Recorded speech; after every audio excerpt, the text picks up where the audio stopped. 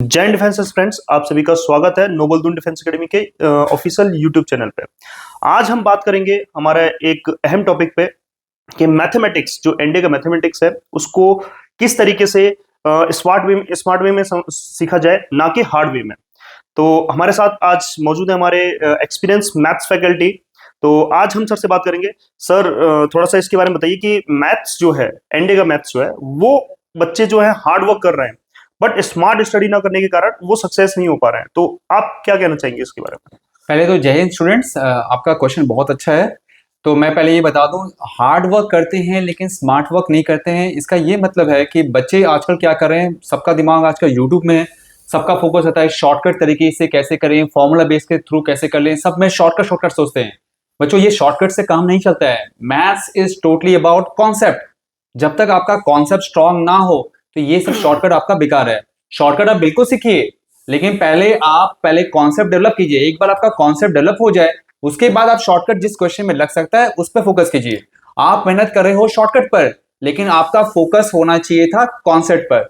तो यही मिस्टेक करते हैं सारे बच्चे। तो सर, हम इसको स्मार्ट स्टडी कैसे कह सकते हैं कि बच्चा स्मार्ट स्टडी करके अपना एनडीए का एग्जाम निकाल ले? कि जैसे अभी बच्चे कुछ होते हैं बहुत वीक हैं मैथ्स में, अब वो स्मार्ट स्टडी करके एग्जाम को, जो एग्जाम है, जो मेरिट है, उसे पास कर ले, क्लियर कर ले। तो किस तरीके से स्मार्ट वर्क से वो कर सकता है इस चीज को? सबसे पहले बच्चों को यह पता होना चाहिए कि किस चैप्टर से सबसे ज्यादा क्वेश्चंस होते हैं, सबसे ज्यादा हाई वेटेड चैप्टर्स कौन सा है। तो जैसे हम आपको पता ही होगा, हमने कितनी में वीडियोस बनाया हुआ है कि जो इंपॉर्टेंट चैप्टर्स है, हाई वेटेड चैप्टर्स, प्रोबेबिलिटी हो गया, पीएनसी हो गया, क्वाड्रेटिक इक्वेशन हो गया, कॉम्प्लेक्स नंबर्स हो गए, इन सब चैप्टर्स पर आपको ज्यादा फोकस रखना चाहिए। ठीक है, ना कि आपको वैसे चैप्टर पर फोकस करना चाहिए जिसका ज्यादा वेटेज है नहीं, बस आपको अच्छा लग रहा है, आपको इजी लग रहा है तो उस पर फोकस कर रहे हैं। तो जो चैप्टर्स जिसके क्वेश्चंस हमेशा ज्यादा आते हैं, आपको उस पर फोकस करना चाहिए, उस पर मेहनत कीजिए।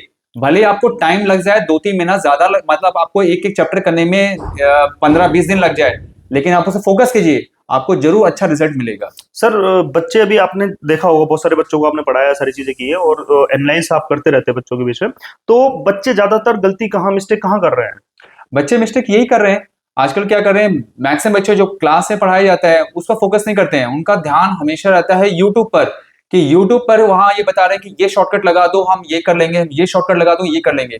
उनको ये नहीं पता चल रहा है कि ये यूट्यूब में जो वीडियोस बनाए जा रहे हैं वो सिर्फ अपने मोटिव के लिए होते हैं कि उनका व्यूज आ जाए।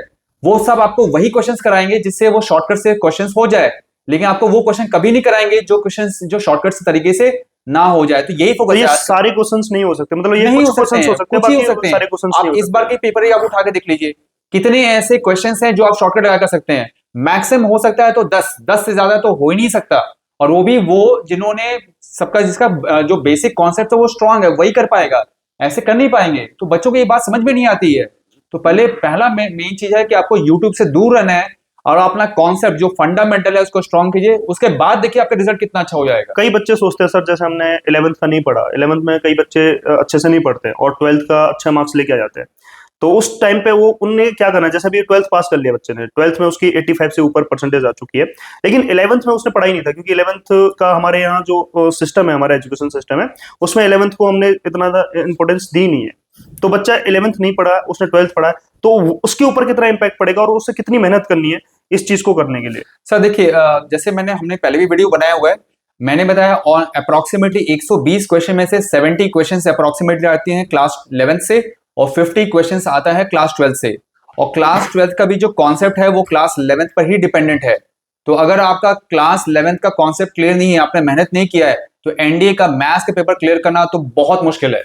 तो 11th का टॉपिक तो उसको पढ़ना ही पड़ेगा, स्पेशली जो इंपॉर्टेंट टॉपिक्स है, अलजेब्रा वाला पार्ट और फिर आपका स्टैट्स वाला पार्ट और प्रोबेबिलिटी वाला पार्ट, इसको तो पढ़ना ही पड़ेगा, उसके कोई एक्सक्यूज नहीं। सर, कुछ बच्चे ऐसे होते हैं, जैसे आर्मी के लिए ट्राई कर रहे हैं, एनडीए के थ्रू आर्मी में जाना चाहते हैं, तो उसके लिए जैसे मैथ्स पढ़ना इंपॉर्टेंट है, आगे ना मैथ्स का पेपर क्लियर करने के लिए इंपॉर्टेंट, लेकिन उसमें मैथ्स था ही नहीं उसके पास 12th में। तो वो बच्चे किस तरीके से तैयारी कर सकते हैं अभी? तो अगेन सर, उसको फिर से 1 बाय 1 चैप्टर्स पढ़ना पड़ेगा, बिल्कुल बेसिक लेवल। सो देखो, उसके लिए तो कोई ऐसा शॉर्टकट नहीं होगा। देखो, उसके लिए तो पूरा आपको स्लोली जो है ना, बेसिक्स डेवलप करना पड़ेगा। आपको पहले बेसिक चैप्टर्स हो गया, इनइक्वालिटी, लॉग हो गया, सेट्स, रिलेशन, फंक्शन, ऐसा हो गया। और एक बार आपको जो फंडामेंटल वाला चैप्टर हो गया ना, फिर फोकस करेंगे जो इंपॉर्टेंट चैप्टर्स हैं।